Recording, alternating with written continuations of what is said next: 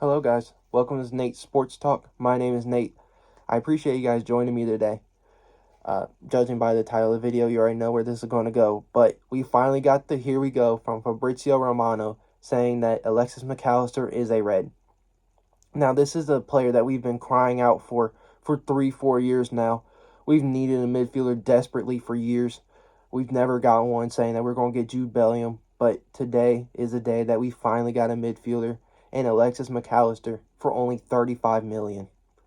$35 million for a World Cup winner.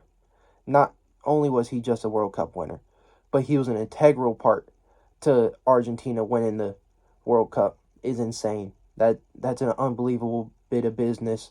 When you see guys like Moise Caicedo, Brighton trying to get 70, 80 million from him, if not more than that. Mason Mount, last year of his deal, Chelsea are wanting 80 million from Manchester United for him. Declan Rice, another one, who's 80, 90 million that West Ham were trying to get. Jude Bellingham just got bought for, I think it was 103 million with 30, 40 million worth of add-ons. So to get a World Cup winner of Alexis Mac Allister's quality for 35 million is probably the bargain of the summer. We know Liverpool, we love to not overspend. We like to try and get those bargains like Cody Gakpo, Luis Diaz, Ibrahima Konate, Mo Salah. We like to try and get those diamonds in the rough who people aren't overrating or too high on, and just snag them up from under people like we did with Alexis Mac Allister today. 10 goals in the Premier League, 13 goals, 4 assists in all comps. Our Liverpool midfield, combined with everyone who played midfield in the Premier League this year, had only 8 goals. 8 goals from Jordan Henderson, who's past it. Fabinho, who's not going to get forward for you very often. He might get the 1 or 2 goals here like he did against Man City a couple years back. Stefan Bacecic, love him, but he's not going to get you forward. That's not what he does best. Naby Keita, not healthy. And when you're not healthy, you obviously can't score goals if you're not on the pitch. James Milner, just old. Much as I liked him, he just wasn't of standard for Liverpool. So it was his time to go. Who else am I missing? Harvey Elliott. He's not a midfielder. I think that we've all seen that through this campaign. He just isn't that. That's not what he is. He should be playing on the right wing, backing up Mo Salah. With Europa League this season, I think that he will get some more minutes on that right. Maybe he can get some Carabao Cup games, some FA Cup games against the championships, League 1, League 2 sides, and that will suit him better. I think that we can see him progress as a right winger instead of in the midfield roles. Last player, Thiago, as offensively minded as he is, he's not a goal scorer. He had that goal against Porto last year in the Champions League, but those are one-offs. He's more of a creator. He's going to get you passes. He's going to lead you in. He's going to thread Mo Salah in, Gakpo, Nunez, those guys. But he's going to pair up really well with Alexis Mac Allister. Alexis Mac Allister can make those forward runs when he needs to. And then you have Thiago, who's going to play him those balls in. According to FBrev, he has 76th percentile for touches in the final third. That's something that we've been crying out for, a midfielder who's going to go forward and get into the box. And that's where Thiago can play those balls into him to get into the box, be dangerous, as he has he's in the 81 percentile for shot creating in the Premier League. Unbelievable. We don't have that. We don't have a guy who has stats like that. He's also in the 99 percentile for shots.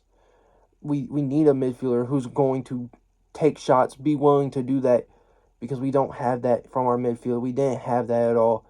When Thiago stepped out, we had no creativity. We had no one who was going to get forward, who was going to step up, take shots, make passes, and that's something that Alexis Mac Allister can do. Yes, he's more of a goal-scoring midfielder, something that we need, but he can also facilitate a little bit. He's someone who can get you a couple assists here or there, something that we needed when we didn't have Thiago. Thiago's going to take on that role of playmaking more, and then you have Mac Allister, who can assist a little bit, but go forward as needed. And we have Fabinho, Bacecic, stay back and hold down the fort for him until we've created that opportunity. He's able to come back into the midfield. I also want to talk about some of our other targets that we've been looking at. Kefren Turam, I hope I said his first name right, plays at Nice, had a really good season. I would love him at Liverpool. He's really good going forward as well. He's big and strong, 6'4". His dad obviously was a legend of the game. So that always helps, having someone who is real close to you, who's played at the highest levels like he has, and learn from him. And hopefully if he can come to Liverpool, Lily, I don't know how to pronounce his first name, but he can teach his son Kefren on how to mature and handle the pressure. Like I said, I would love him to be in Liverpool's midfield.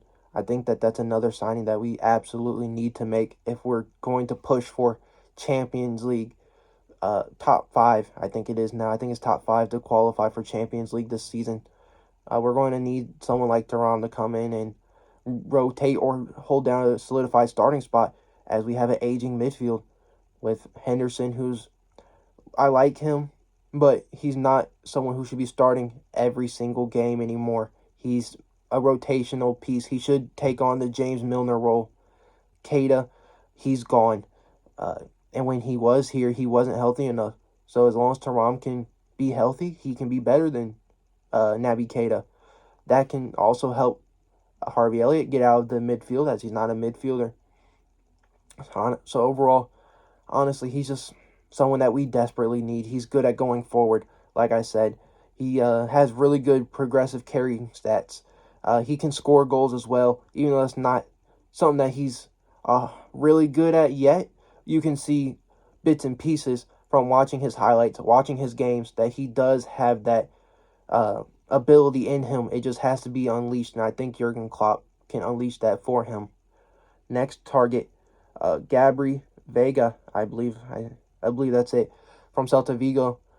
He's really good. He's someone who can play as a number 10 or a higher advanced midfielder, something that we don't have.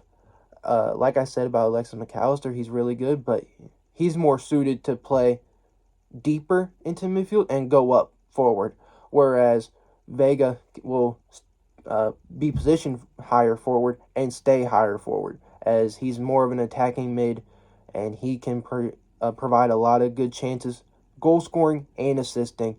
From the little bit that I've seen of him, I fell in love with him, and we already have a track record with Celta Vigo players and Stefan Bacecic. So I think having another Celta Vigo guy could boast really well for us. Kone from Borussia Mönchengladbach, I don't really see it. I know a lot of Liverpool fans are head over heels for him, and they want him alongside Thuram, but I can't see it one bit. I think he's more of, you have to develop him. He's going to be a 2-3 year project, who does have a little bit of an upside, but I think his upside is a rotational player, or maybe Europa League level. I don't see him as a locked-in Champions League. He's going to start every game. He's going to be a impact sub every game when we play the likes of Real Madrid, Bayern, City, those kinds of teams. I just don't see it. I hope I'm wrong. If we do sign him, I hope that I am wrong about how I view him, but I honestly just don't see it. Anyway, thank you guys for joining me today. If you liked the video, please subscribe, like, share, comment. Let me know what you think about these players, and I will see you guys in the next video.